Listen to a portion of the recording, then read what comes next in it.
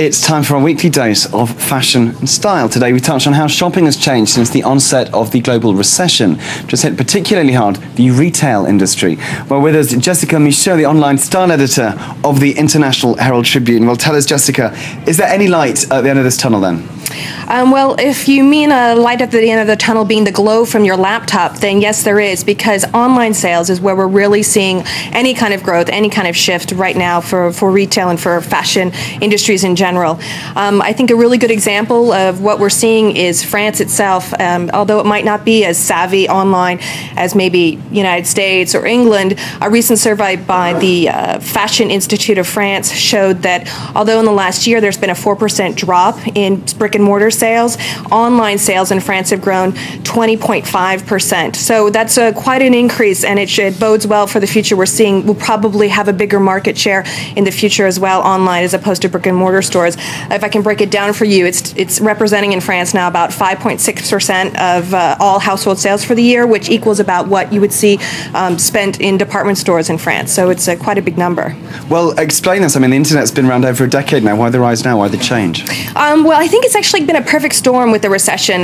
Women are by and large the point person when it comes to buying things for a household, and we're seeing that they've been really alleviated. There are a lot of their concerns over the last few years about security, shopping online with their credit cards, or buying something and they want to try it on. How do they return it? Now the return policies are really easy for online purchases as well as free shipping. So it's making things really easy and more comfortable for women to shop online. And for those women who want to shop, in a store and touch something and try it on or check it out, a lot of those women are still going into the stores, but then they're taking those reference numbers and then going home and looking online for a better bargain, because quite frankly, with the recession, the difference of a couple of euros between in-store and online is going to make a lot of people choose to buy online. But isn't that the crux? Isn't that part of the pleasure, actually being in the shop, touching the clothes?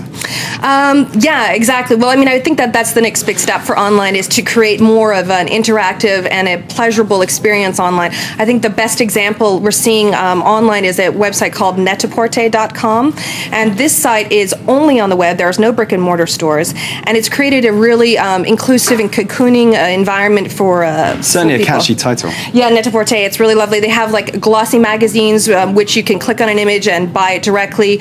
They also have created a whole system of fashion advisors that will give you advice about what to buy and when to buy, or when something new has arrived, and a news segment, a whole video segment that has interviews with designers that they have that are selling their products on the website, but also little mini videos of catwalk shows where you have a woman describing the different products and maybe giving more details that you wouldn't be able to pick up with just an image.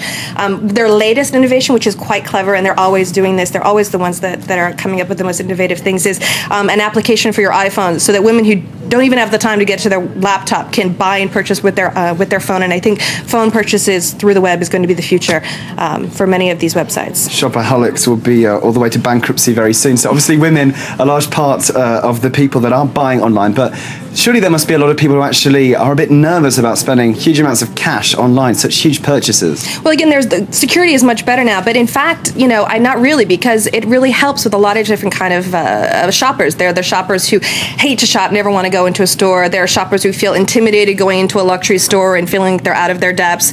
There are the shoppers that are too busy to get to a store. And then, of course, there are those people who actually live outside of major cities who want to have access to great products but don't have any stores anywhere near them.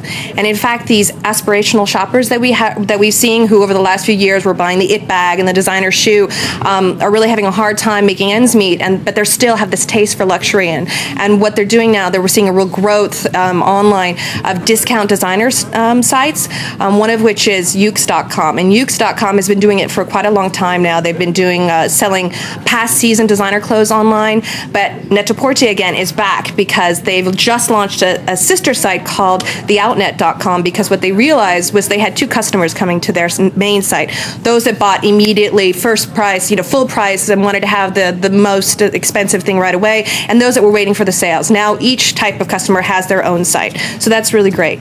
But even within this designer discount segment, we're seeing a new niche market coming out. Websites like Gilt.com and VentePrivée.com and Swirl.com are sites where you have to be invited. It's an invitation-only, members-only private club, and the only way to become a member is to be invited by somebody else who's already part of the club. So, but once you get in, it's amazing discounts, like 75 to 90% off on designer items. Well, if anything, I suppose it does save shopaholics the bus ticket or the petrol money to get to the shops if you're doing it from the comfort of your own home. So, Jessica, get out your crystal ball. What is next for online shopping? What will the future hold?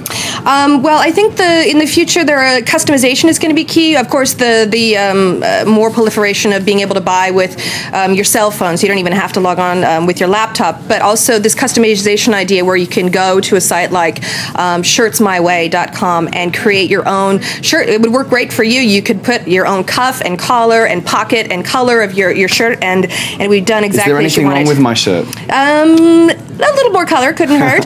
But that, I think, customization is key. And I also think that we'll be seeing another progress in another area. There's a site called My Virtual Model, which creates avatars. You type in your exact measurements. Now, I did not type in my measurements here, but so you can try. This is not Jessica. No, this is not me, but she's not bad. But so you can try on virtual clothing online. So that's another way of wrapping things up and trying to focus in the future. So now, the same debate as with newspapers that go online. If there is so much purchasing online, how will these retail shops survive, very briefly? Well, I don't think that, I think if you're not online, you won't be able to survive, let alone grow. So everybody has to be online, not necessarily e-commerce, but they have to have a presence, showing their products, giving information so that people feel that they can be included and have information. And the future, I think, is what we're going to see right now, a video of maybe the future for retail shops, brick and mortar shops. Jessica, thank you very much, and see you next week. Thank you. Well, I look forward to seeing you next week to see what you have in store for us then. Probably lots more surprises in the fashion world. Well, with that, that brings us to the end of this news hour. And of course, Marcus Carlson is back at the top with more news. Do stay tuned for that. Bye for now.